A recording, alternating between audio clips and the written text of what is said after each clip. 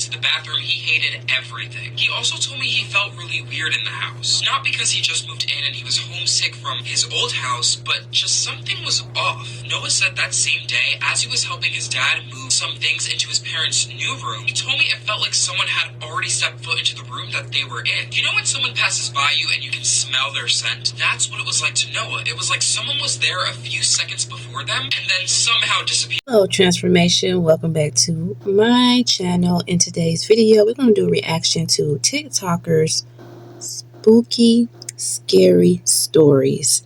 This is my first time doing this, so I hope you guys do enjoy. If you guys want to see more, subscribe and let's get into the video. Of truth or dare turned into a demonic ritual by the end of the night.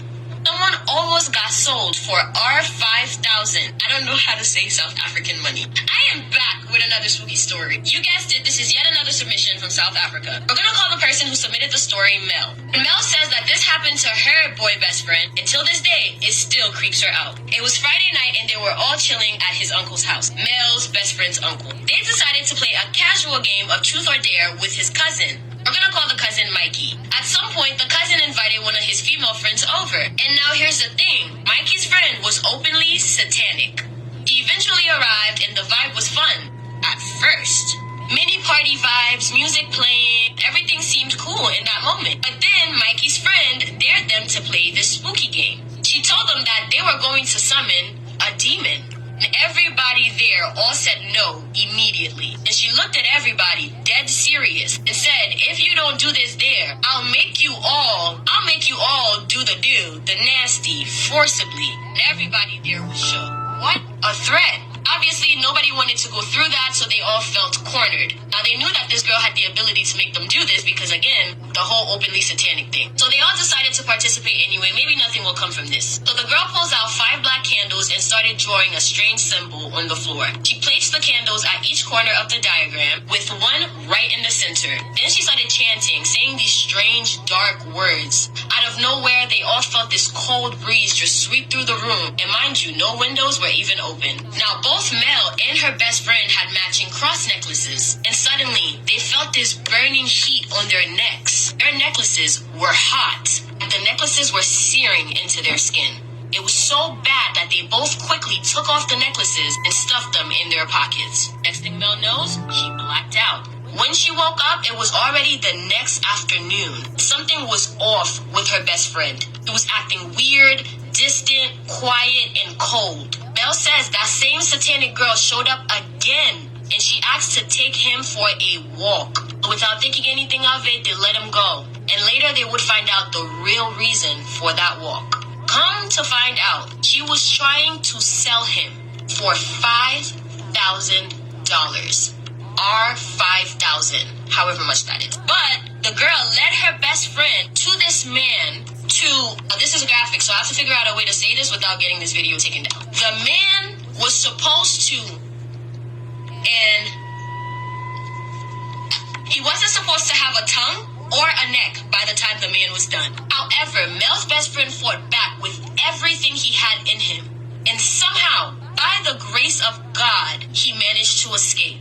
And when he made it back to the crib, that's when he put everybody on to what he just went through. That one was definitely a scary one. Thank you so much for watching this video. If you're not already, please make sure you subscribe to my YouTube channel. You can literally find the link at the top of my page. Y'all, we are super close to 8,000 followers on Instagram, so please make sure you follow me on Instagram, just so that I know that it's real. Duh, like, we're almost there. I say in every single video, I love you, my abducted human. Be on the lookout for merch, as I will be dropping those very soon. I love you, my abducted humans, from your favorite Haitian homegirl.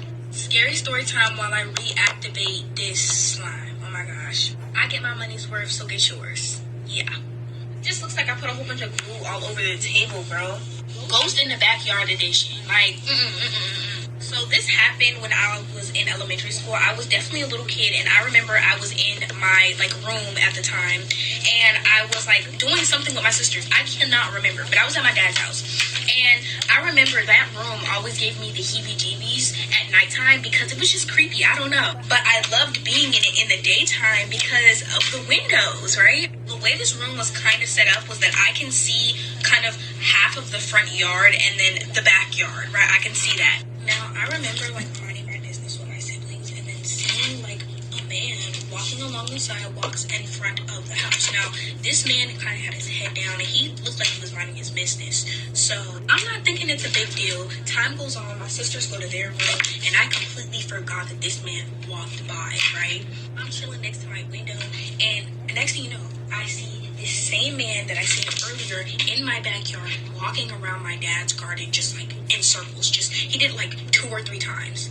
I'm looking at this man, like full on staring at him. He doesn't make eye contact with me once, and then I see him like kind of walk in the direction where my window is to kind of hide behind our playhouse. When he ducked behind like the playhouse, I ducked too. So I duck and I'm like kind of peeking over my bed through my window. I see him get up, make direct eye contact with my window, walk into like this corner where this like old tree was, and he's just there. He's out of my view. So I immediately run to my dad. I'm like, Dad, there's a creepy man in our backyard. Like, you gotta get him. Like, he's creepy. He was just in our backyard. So obviously concerned, he gets up, he goes to the backyard, he checks all the places where I tell him to check, and he's like, look, there's nobody back here. Like, what are you on? Like, there's no one back here. And I'm like, no, there is. Like, he went behind this way, like that, just tripping off of it. I know some people are gonna be like, okay, where's the scary part? Like, this is not scary, y'all.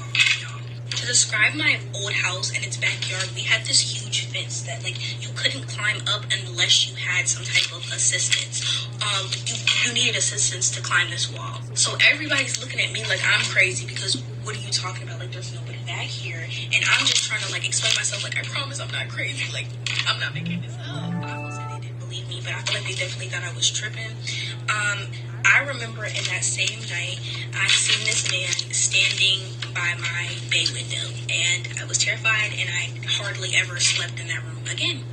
So that's the scary part, and no one believed me. And I know a lot of y'all don't believe my story times, but I couldn't make this up, y'all. Like, that man was in my backyard, and I seen him. Like, I can still remember every detail about this man to this day. Hi.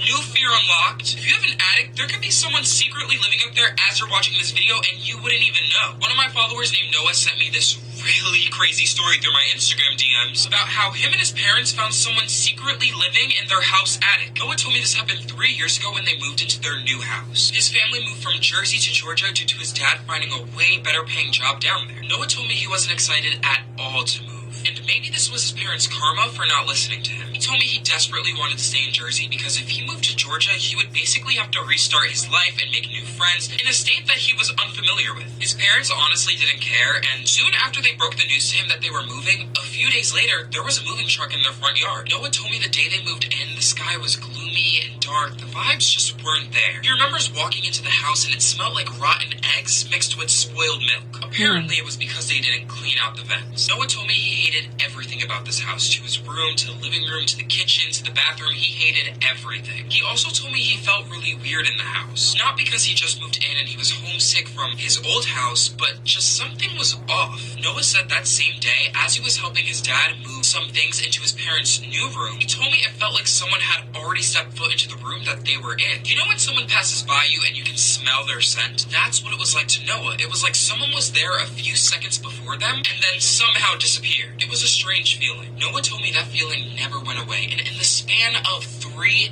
days, unusual stuff started to happen within the house. The first night, while Noah was sleeping in his room, he woke up to the sound of giggling. Every few seconds he would hear it, and he thought his parents were being obnoxiously loud. He remembers yelling, "Shut up," and the giggling stopped. The morning of, when he asked his parents about why they were being so loud, they told him they were sound asleep, and even if they were laughing, there would have been no way that he would have been able to hear them because their rooms are pretty far apart. This same day, while his dad was in the house alone and Noah and his mom were out shopping, Noah told me his dad saw a figure run across the hallway. He said he was sitting on the couch watching TV, nearly falling asleep, when all of a sudden he heard a door slightly creaking open. He became alert and sat up from the couch, looking around. At one point, as his eyes moved from the hallway to the living room, he swears he saw the silhouette of a person running across the hallway into a room, but he just came to the conclusion that he was seeing things because he was tired and went back to sleep on the couch. Now, the next day was when they all realized that they weren't tripping the first time. Noah told me while his mom was taking a shower, both Noah and his dad heard a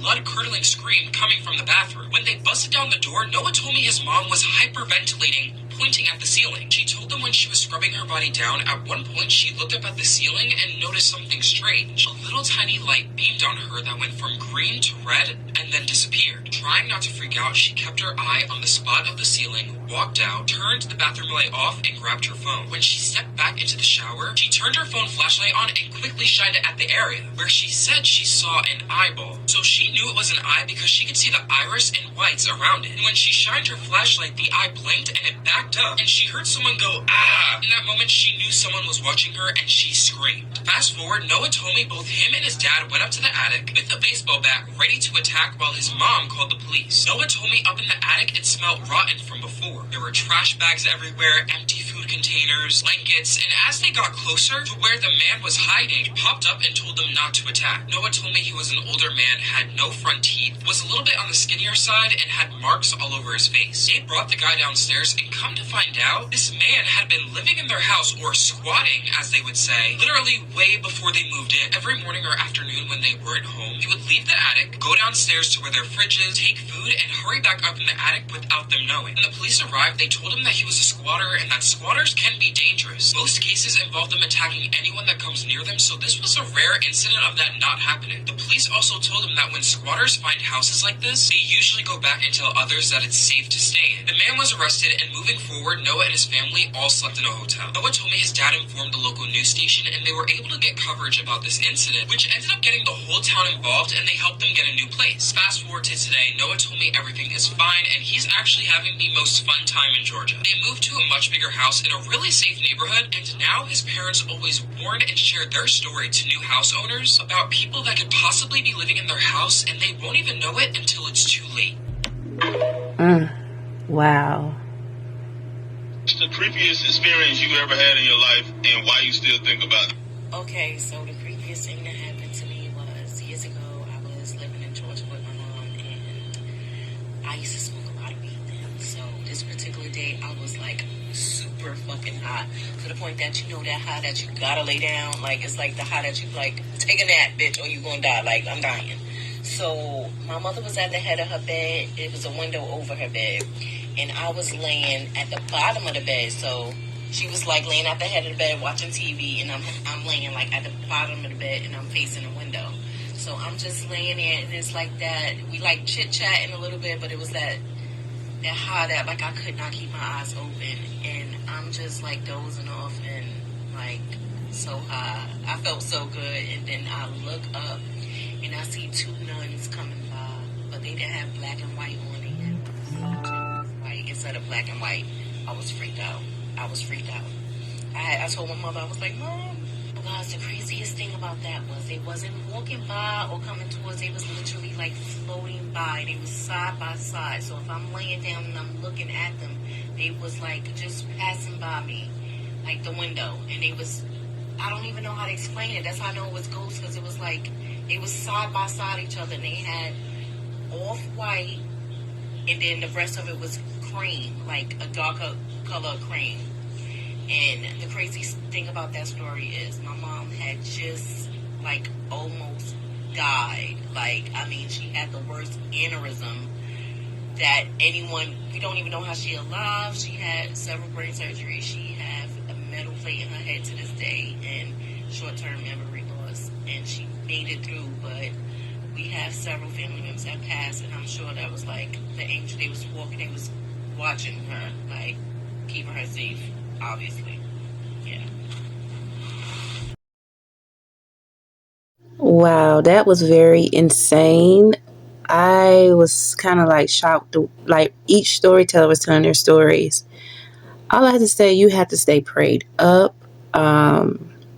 Buying these houses and stuff too, you got to make sure you got to ask questions, because people are not going to tell you the truth, you know, especially people being unalived or whatever, or squatters coming in. You never know who's watching, and you have to be very careful. But I'm glad that each story, everyone had a great ending. So if you guys want to see a part 2 to this, get this video up to, let's say, 300 views and more. And don't forget to subscribe and check out my platform and my store, new merch, of course, and subscribe for more fun reactions. I will see you guys in the next one. Ciao.